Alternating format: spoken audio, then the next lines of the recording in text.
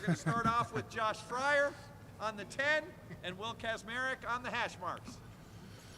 Well, Josh, so many people were kind of predicting, I don't know what the right word is, for the offensive line after you had the injury, but you guys have held together. How have you done it? I don't know. I think it just shows that our offense line's resilient, tough. We look adversity in the eye and we just say "F you." We're gonna do it. Can I get that in the paper? Yeah, yeah. Josh, you guys have played a lot of the country's best defensive lines over the last 6 weeks, 7 weeks. Is there a sense like there's nothing that can surprise you anymore, or you guys feel like you're better prepared maybe than people would have expected based on who you played? Yeah, I think we go into it trying to be the most prepared team. I mean, with this front and Notre Dame, we just watch them and they just play really hard and they play really tough. And it's going to be a good challenge for us because I think they're the toughest team in college football. So that's just my opinion. What did you see from last year's version of them to this year's that's different, or what do you think is similar? I think last year and this year's version are, I think, similar because they play just relentless. Everybody's flying to the ball. Even though that they have a couple injuries, guys step up and they look really good as a defense. Josh, when you're watching film, what tends to stand out more, just sort of generally, what tends to stand out more, like really good individual talents or a team like Notre Dame that just plays with the kind of relentless effort that you're talking about? Like what when you watch a team? I think both. I mean, I think both. I think first you watch the defensive line and watch how they play, and then you compare it to, I think, other teams. But at the same time, you can't compare this team to another team because I think this team plays really hard, but also that they have good technique and good skills out there as a defense as a whole to just wreck a game. Josh, the last few weeks, your offensive line, guys are coming in and out. People are still having to contribute in different ways. What's grown? Where have you guys grown the most and changed week to week, just even in the last 3 weeks? I think, I don't know. I think we've grown closer as a unit than I've ever seen before. I mean, I've been here for 5 years and I've been on a lot of offensive lines. I think this is the closest one we've had by far. And it just because I think of the adversity that we've overcome to get to this point. And like Coach Day said, there's a story still to be written. Josh, what impresses you most about how Donovan's moving out to tackle? It's impressed me a lot. He's a really good football player, as you can tell. It's going to boost him in the NFL when he gets there, and it's crazy to see how valuable he is to this team. Josh, you and the rest of these seniors obviously came back with this being the end goal. So how does it feel to finally be on the doorstep, having the chance to go to the national championship game? I'd say it feels like a dream, but at the same time, I think you just take it day by day. You can't look forward to the game. You have to have a good Tuesday practice, have a good Wednesday practice, have a good Thursday practice, and just make sure that those days are complete to where you can build up to that game and see how you're going to do in the game. When you are at this point in the season, this far in, what are the biggest things you're working on in practice to get yourself ready for that game? I think it's more just mental,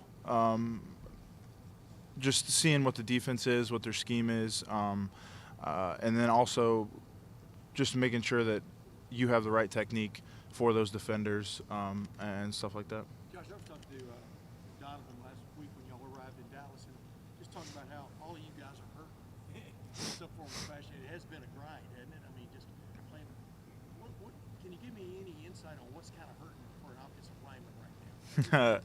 Yeah, you'd say everything. I mean, we hit on a daily basis all the time, so you could have knee pain, ankle pain, you could have headaches, you have shoulder pains, you have hands, wrist, thumb, anything. But I think it just shows that we're willing to do whatever to play. I was going to say, what's driving you right now? I mean, what is it? Win a national championship. Yeah. Win a national championship. That's what's driving me. more than ever because it's a memory that'll last a lifetime if you go and do it. There are Josh, you times talked when in the past about the era of the transfer portal, and you wish players had more patience. You're one game left. How would you say your patience is paid off? I think it's paid off. Playing for a national championship. If you were to tell me that when I was 10 years old, being a starting right tackle at Ohio State, I would say I'd say some cuss words at you and and tell you to go away. Not that much, but yeah, it's Indiana, so yeah. There are times when it looks like you're playing on one leg. I mean, how much are you really just gutting this out? I don't know. I guess you could say I'm gutting it out. I don't look at myself more than I'm just looking inside that huddle during the offense when we're calling a play, and I'm like, I gotta do it for these guys. Put so much in for them. Being an Indiana guy playing Notre Dame, Yeah. Indiana school, is that making it more special? No, Notre Dame didn't recruit me when I was going out through high school. But I don't have any ill will against that. They didn't think I was a good enough football player. So at the end of the day, And that's no motivation? no, I don't think that's any motivation. I don't look at it like that.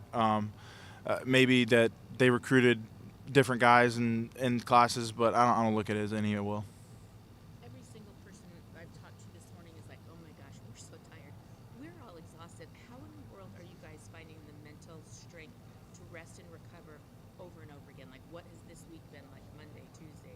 Yeah, I think it's good. I think it's just shows that it's like an NFL style season. I mean, it's crazy to think what we're in week, was it 16 or 17, and it's just I think it prepares you for the next level more than ever because it's basic. I wouldn't say it's the NFL, but the playoffs and all that stuff. It's kind of coming together as the NFL. So how are you recharging and getting? Sleep, sleep. Going in the training room, spend hours in there. Then go in the film room with a ice pack on or stem or something like that and start watching film. I think it's like a 24/7 thing that you always got to keep your body right to make sure that you're ready to perform at the level you want to perform at. Yeah, Josh, was losing Seth the bottom point for this offensive line from the standpoint of coming back, of figuring out another way? I mean, explain that day to me and where y'all come from that moment. That day was an oh shit for me. It was just to see where he went from the winter time to being the guy who wouldn't talk anything and being All-American Remington winner. Yeah, it was a dark point in this season for us as O-line, but I had confidence in Carson right away. I mean, he played 12 games and he did fine. I thought he did fine in those 12 games, so I had complete and utter confidence in Carson. Yeah, is he one of those, well, not diamonds in the rough because he played all last year, but that had to come through? I mean, explain, you know what I mean? Yeah, I think it just shows that centers, guards, tackle, they just need time. Time to – I mean, you're not going to do amazing your first season unless you're, I don't know, Michael Jordan or something like that. I don't know.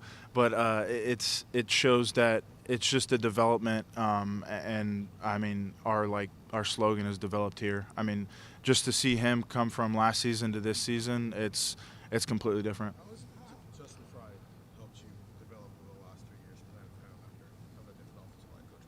Yeah, Coach Fry is a great offensive line coach. He knows what technique to use on every single play. He busts his ass for us. Even though people give him hate all the time, I don't understand. I don't see why. He's a great human being. He just wants the best for us, and I think that's what you see at him every single day. Is he's trying to push us to be the best for ourselves. What do you think the job Luke and Austin and Tegra have done, kind of rotating on the interior there? Yeah, I think they've done an unbelievable job, and it just shows the selflessness of all three of those guys. Because Tegra was starting for the season, Austin was left guard, and then Luke jumps in there. But those guys haven't complained one bit of, oh, I want to get more playing time or something like that. They've been selfless, and it's amazing to see.